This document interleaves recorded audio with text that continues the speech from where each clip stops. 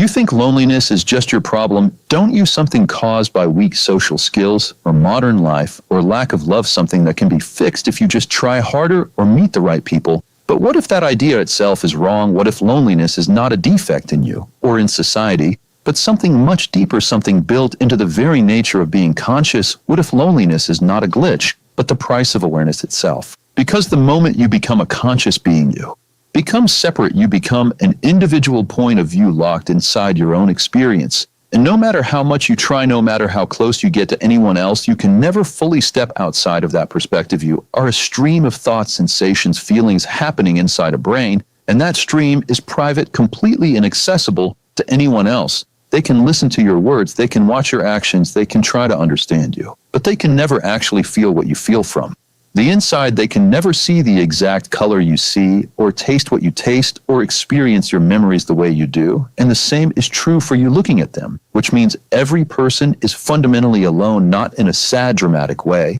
but in a structural, unavoidable way like gravity or time. You are an island of awareness, and so is everyone else. And all communication, all relationships, all love is an attempt to build bridges between these islands, knowing those bridges will never fully merge.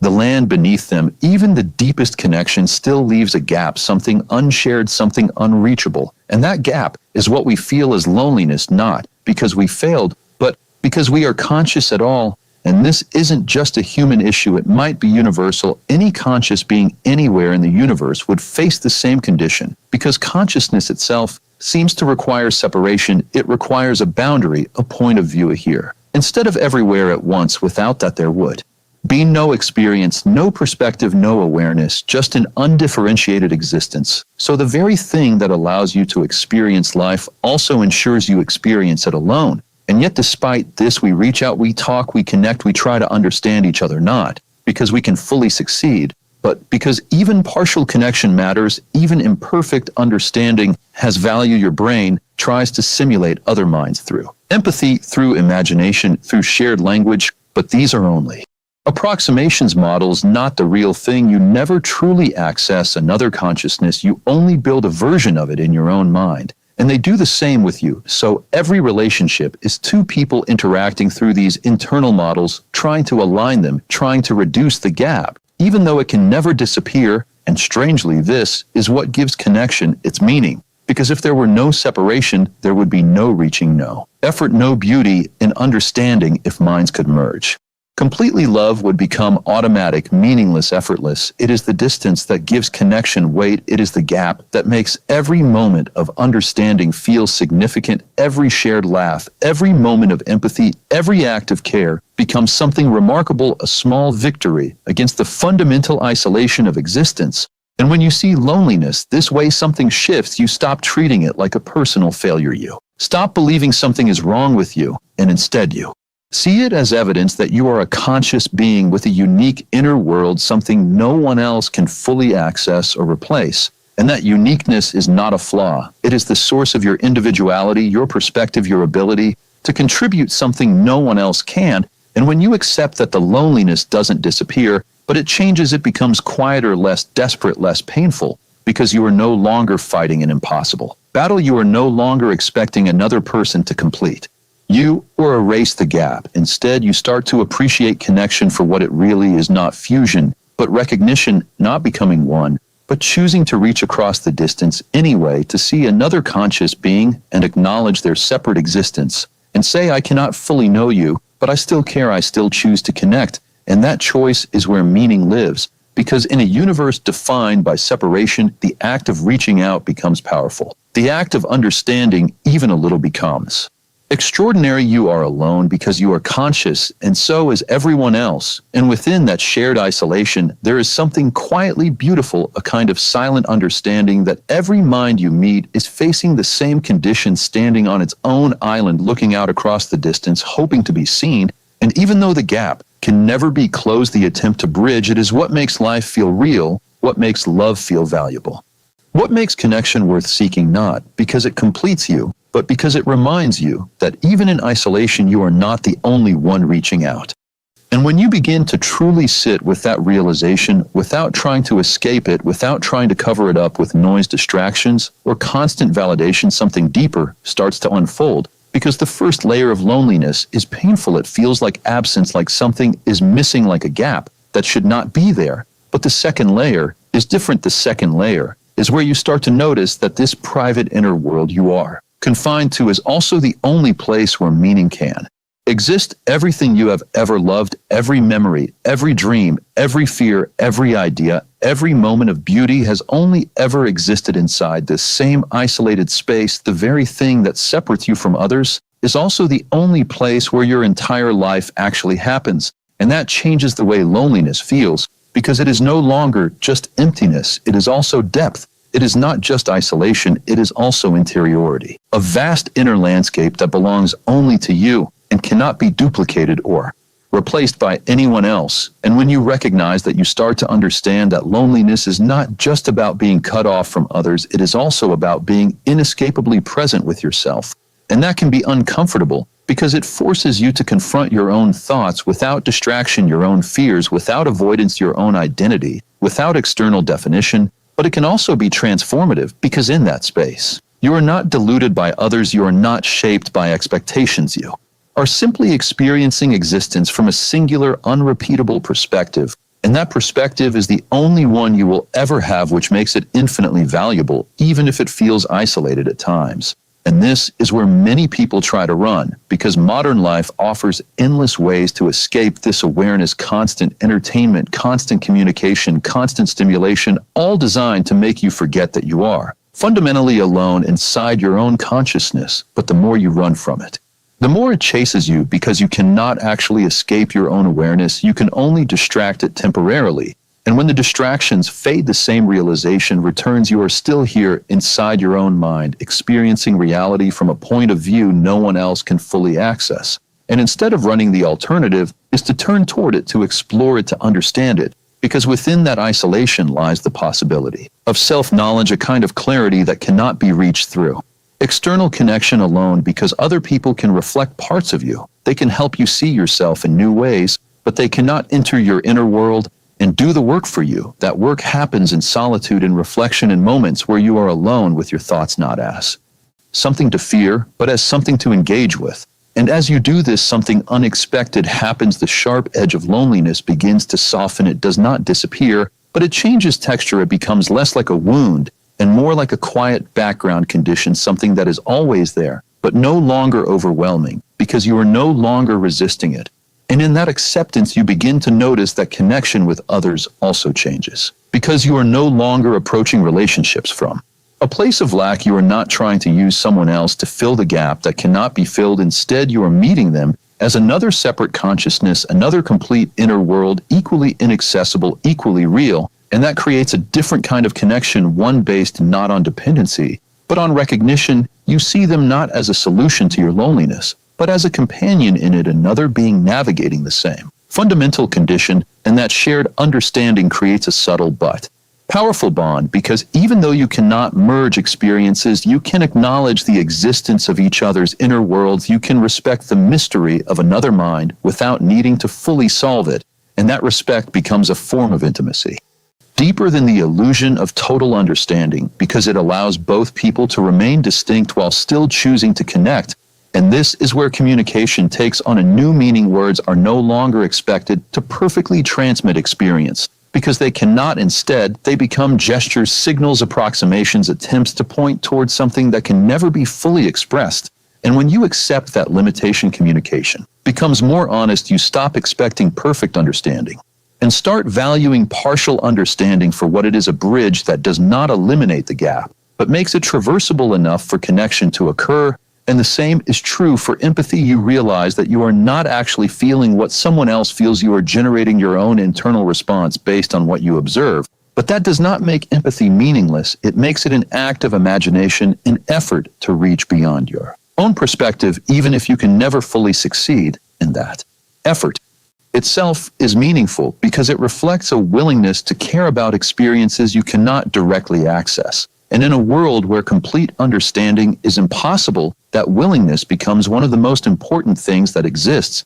And when you extend this idea further, you begin to see how it shapes everything from art to culture to science, because all human creation is in some way an attempt to bridge the gap between minds to take something internal and make it external enough that others can engage with it, even if they cannot fully experience it the same way a painting does not transfer the artist's exact perception, but it creates a shared reference point. A piece of music does not transmit the composer's emotions directly, but it evokes something in the listener that resonates in its own way. Language does not perfectly encode thought, but it allows thoughts to be approximated and shared, and all of these are imperfect, yet powerful ways of connecting across the inherent isolation of consciousness. And perhaps this is why creativity feels so deeply human, because it is an attempt to overcome the limitations of direct experience, not by eliminating them, but by working within them, by building bridges out of symbols, sounds, images, and ideas, knowing they will never fully close the gap,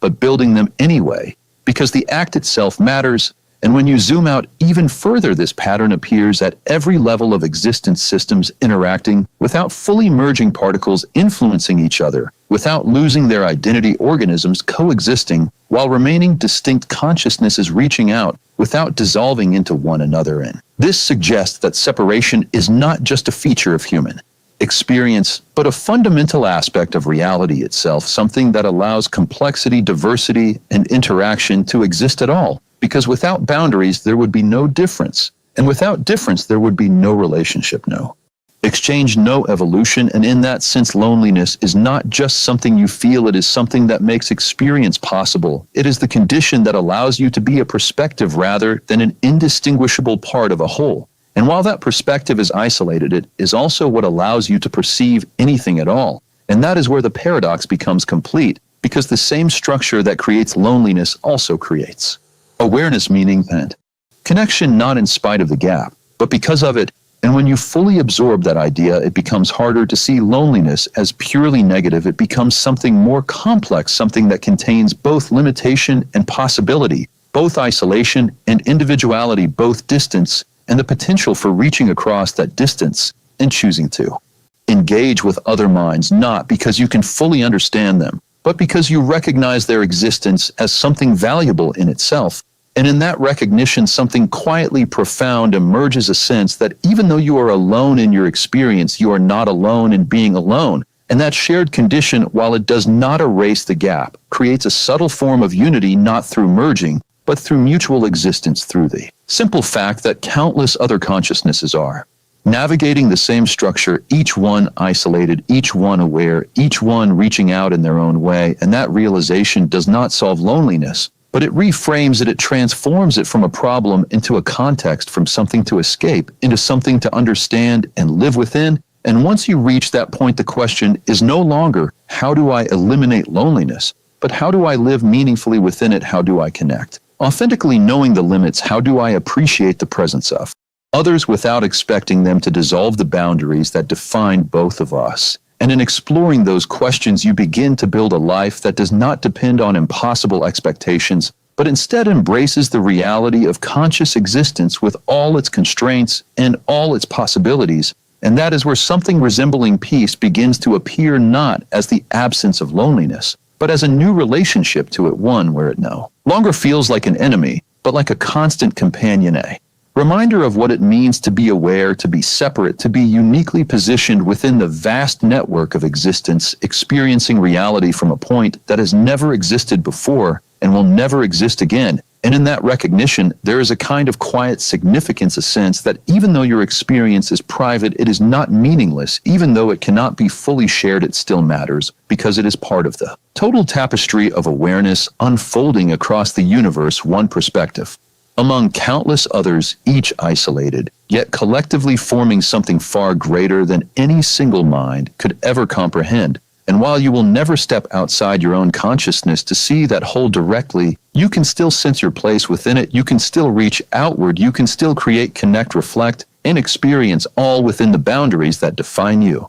And in doing so, you participate in something larger, not by dissolving your individuality, but by expressing it fully within the limits that make it possible. And that is where the story continues, not as a search for escape from loneliness, but as an exploration of what can exist within it, what can be built across it, and what it truly means to be a conscious being in a universe where separation is real, but so is the endless attempt to bridge it. And as you continue moving through life with this understanding, something even more subtle begins to take shape. You start to notice that the gap between you and others is not just something outside you, it also exists within you. Because even your own mind is not perfectly unified. Your thoughts shift, your emotions change, your past self feels distant from your present self, and your future self is something you can imagine but never fully become. In advance, which means you are not only separated from other people, you are also partially separated from yourself. Across time, the person you were years ago experienced the world in a way you can no longer fully access. Those moments are stored as memories, but the raw experience is gone, and the person you will become will look back at your current self with the same kind of distance. So even within a single life, consciousness is fragmented, moving through different states, never fully holding on to any one moment completely. And this adds another layer to the idea of loneliness, because it shows that separation is not just between minds, but within the flow of a single mind itself.